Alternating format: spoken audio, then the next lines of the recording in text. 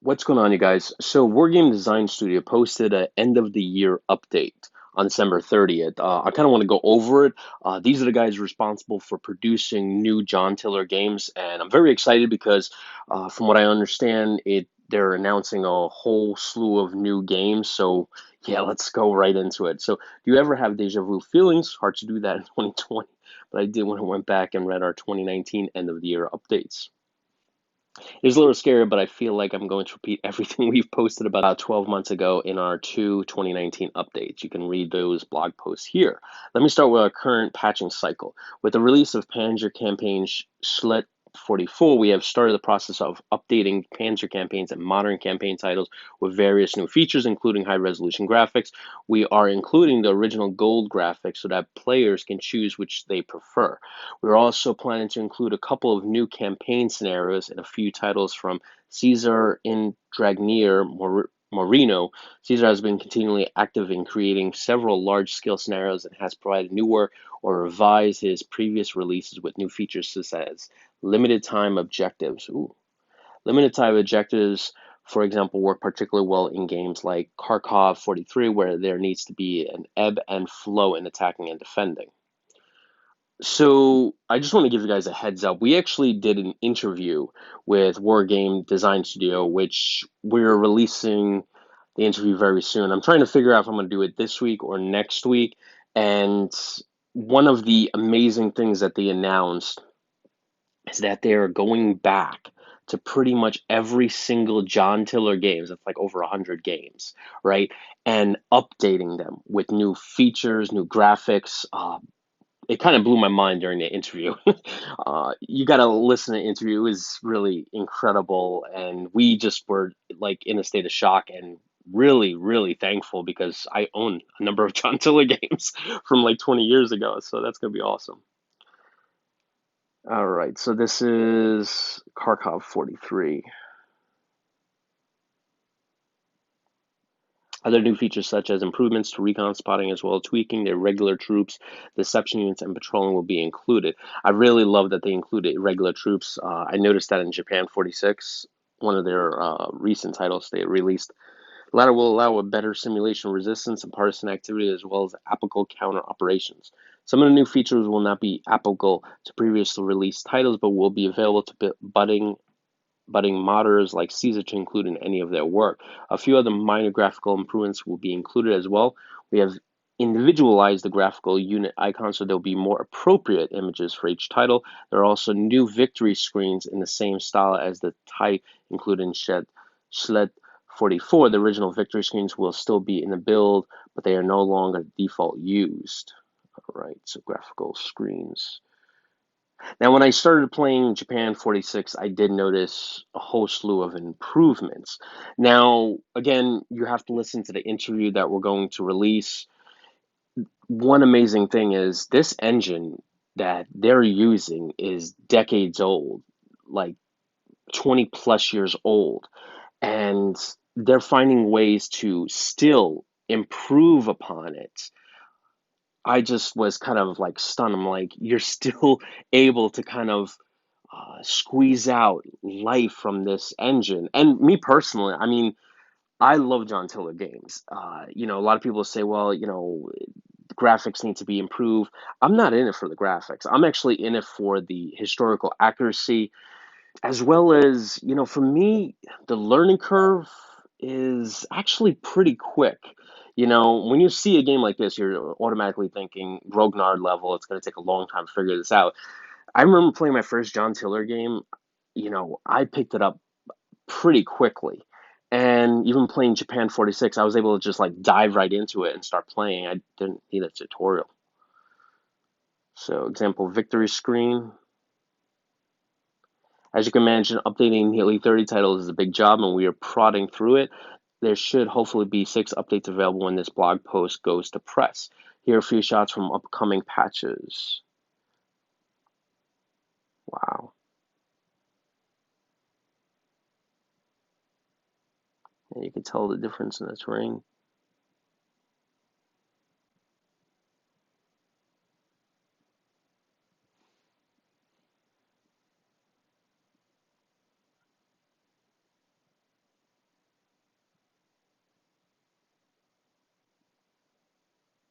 Yeah, definitely the hex tiles. Definitely the texture on there.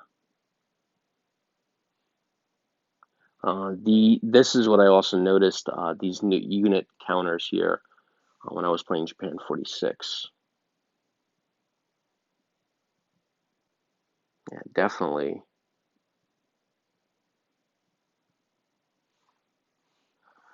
Pan's Battles is another series that we may look at for a mid-cycle update. Usually we delay updates until after a new title is released, but there are several enhancements or fixes that may justify us providing new versions. Probably the biggest change is to artillery. We have found an issue where artillery scaled up or down based upon the target density in the hex. This results in units becoming impervious to indirect fire. The smaller they were, the larger the reduction in artillery firepower. The impact has been significant. In the Panzer Battle series, the maximum stacking was normally set at either 200 men Normandy or 250 for all other released titles. Stackfire was the applicable modifier, and instead of only applying when a unit's strength was 50% or higher than the stacking limit for indirect fire, it scaled down when a unit's strength was below 50% of the stacking limit. The issue benefited small units such as platoons. This bug was one of the reasons that motors were so ineffective in the game. Interesting. Interesting.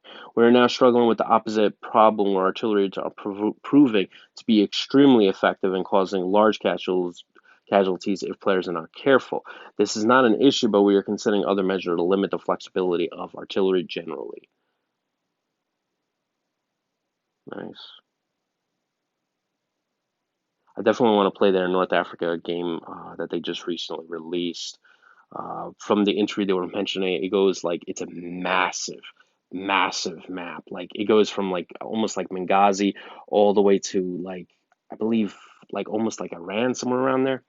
We do not want to release upgraded artillery where it may impact balance in previous release scenarios generally. We are now testing a range of options. One of the most promising is the inclusion of spotters for artillery units. Ooh, nice. We are we are trialing these at Corps and Army level guns so that the heaviest artillery is not available to every lowly NCO on the battlefield. Yeah, I can mention. Initial indications are positive, and we have some interesting solutions on how to make artillery to feel more like World War II era rather than the on-call modern equivalents. Nice. There are also some changes being made for the current work in progress Panzer Battles title that will logically fit into some existing scenarios in the Panzer Battle demo. We will try and update all the time and give everyone a sneak peek at some of the upcoming changes.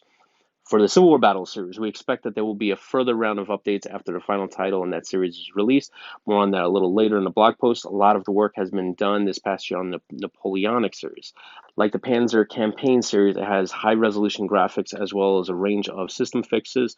Four titles have the new hand painted terrain courtesy of Frank Mullins. Future sales will determine whether the remaining titles have the same treatment. Nice. All in all, we are starting to realize that updates are on a constant and a key factor in keeping all the titles current and played. With it being 21 years since Campaigns Lamensk 41 was released, we are hopeful that we can give all titles an equivalent level of longevity. Love that. Looking back at 2020, though WDS only released one title, Campaigns 44, there was a lot of important work completed. For example, the campaigns manual were reviewed, rewritten, and released. Wow, okay. That's a lot of work. There were actually 3 rounds of updates with the initial release in April 2020, a revision based upon community feedback, and a reissue with game imagery based on the 44 graphics. These are a living doc, and we have received further feedback that will be included in future updates. The John Tiller software team were just as busy creating updates for existing titles. As mentioned, the Napoleonic series was refreshed with, as were all the Musket and Pike series and the documentation and manuals for the Civil War Battle series. The First World War campaign series were also patched, receiving the new rules implemented in other release for the 2020 Serbia 14. Ed Williams' latest effort has been extremely popular, and 2020 has seen releases for lesser known conflicts. Moving on to what we are currently working on. Here we go. This is the juicy part. 12 months ago, we mentioned a final Civil War battle site being worked on by John Ferry. The game has made material progress, and despite being the last title in the series, it will probably come with more new rules than any that preceded it. At last count, there was already 100 scenarios completed. Wow. Or in testing with a few more to go. Many of the new rules will allow a range of new situations to be gamed, including naval actions, oh, shore bombardments, oh, wow, amphibious operations, and more normal ground combat. Here are several shots showing a few scenarios in action. Wow. Yeah, definitely the terrain. Jeez. Wow, that is definitely a massive improvement. Massive improvement. Huge, I'd say. Wow. I never played it in 3D mode. I always played it in 2D mode, mainly because, when the graphics were released, the 3D graphics, they weren't very attractive, but this is very attractive. Very, very attractive. And what's remarkable is this is the same engine. I just, wow,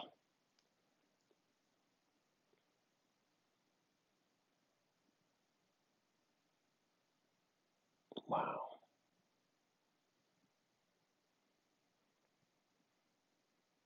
And in the interview, they kind of go into how they were able to accomplish some of these feats here.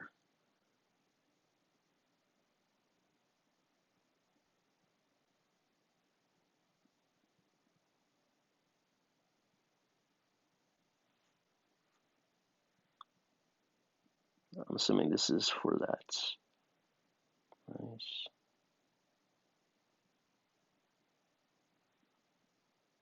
More ships. All right. In last year's update, we showcased a new Panzer Battles map covering the area around Moscow.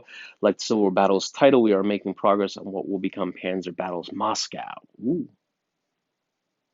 This is a big title, and we currently have scenarios planned or being tested covering from October 1941 into February 1942.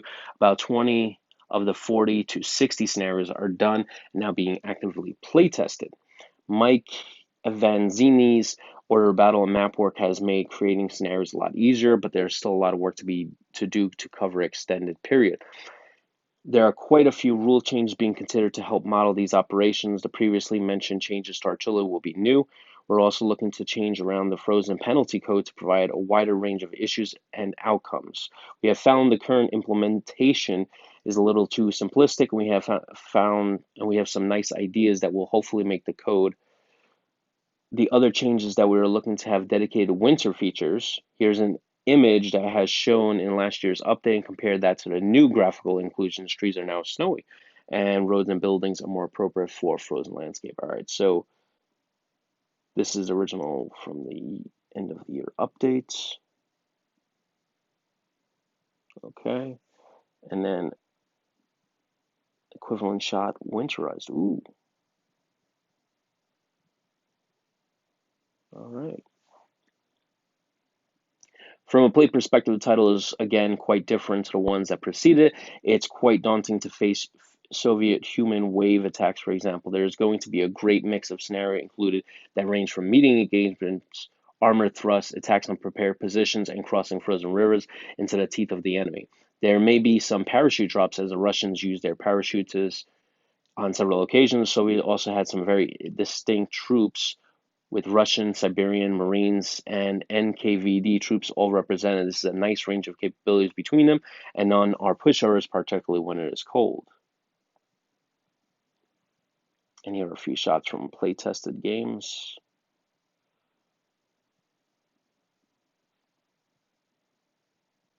Hmm,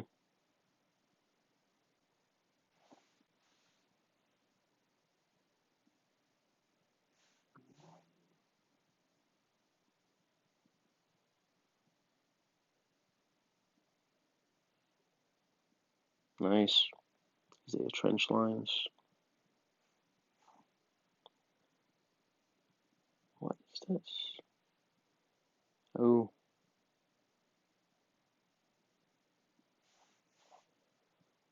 really like these unit counters.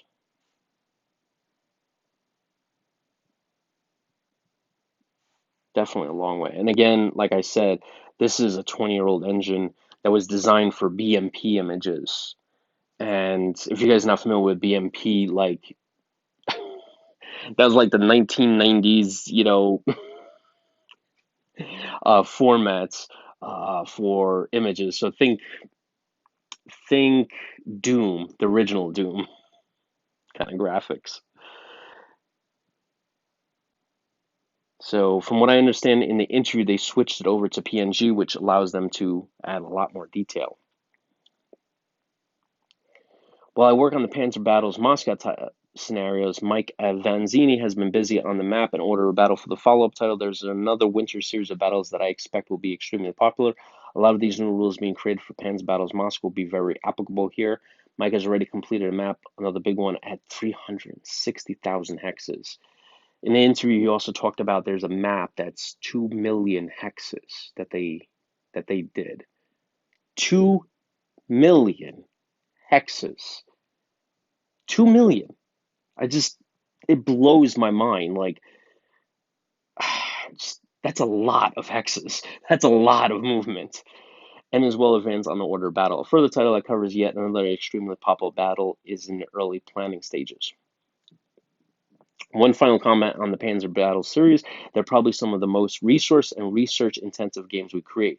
Whereas in Panzer Campaigns, we normally create standardized companies and battalions. In Panzer Battles, we must understand all the weapon systems that make up those formations, how they were used. We also need to find battle histories that can talk as low as platoon level so we can emulate the battles we have chosen. None of this is easy and is a large factor why it takes us so long to get one of these titles out. Apologies to all that are waiting for the next installment.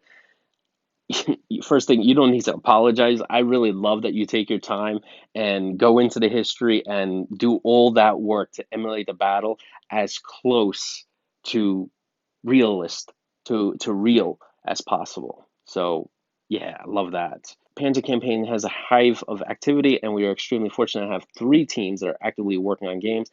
There are 6 games currently in various stages of development. A new team member, Daniel Asino, is working in partnership with Caesar on a large Eastern Front title. Danny has done a large amount of work before approaching the WDS team and is filling a nice gap in the Panzer Campaigns timeline.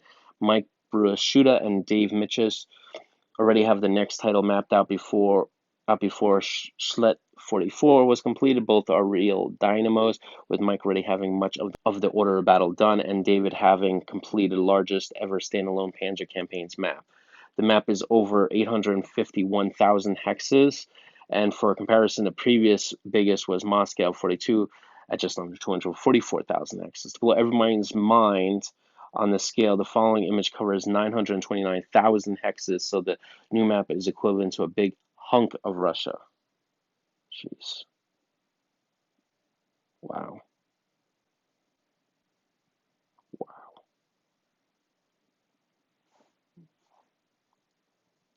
Wow.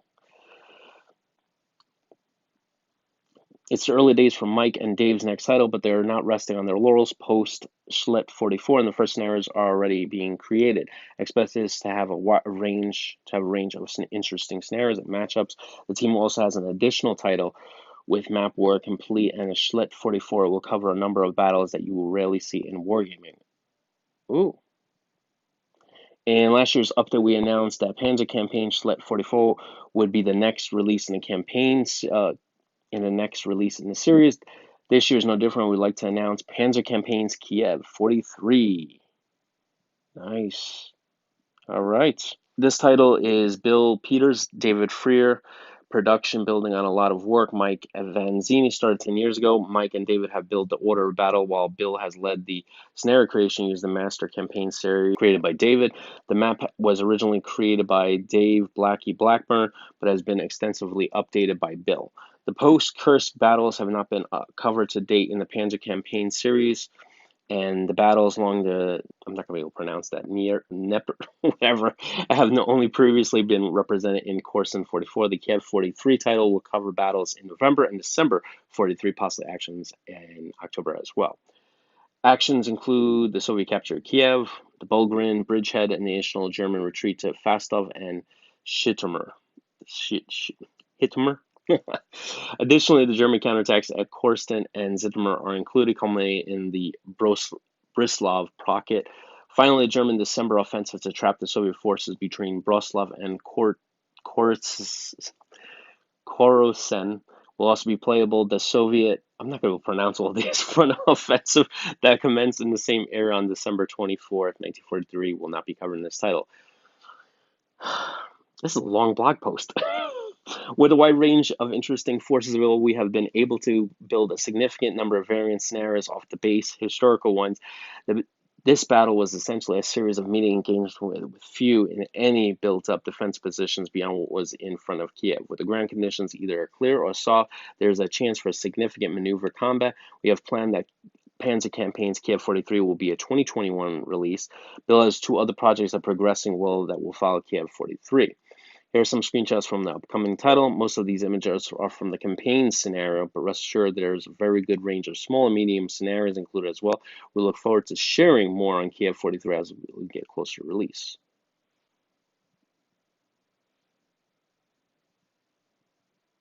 Nice.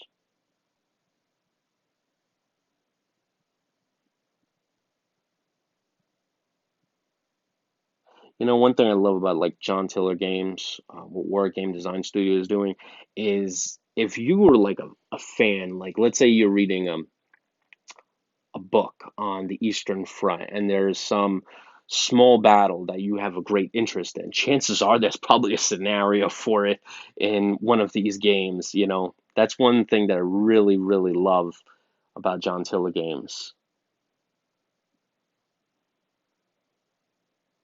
And the community is so dedicated. A lot of these guys from that he has been mentioning that is covered in this blog post were modders that did such an incredible job that they're now publishing titles.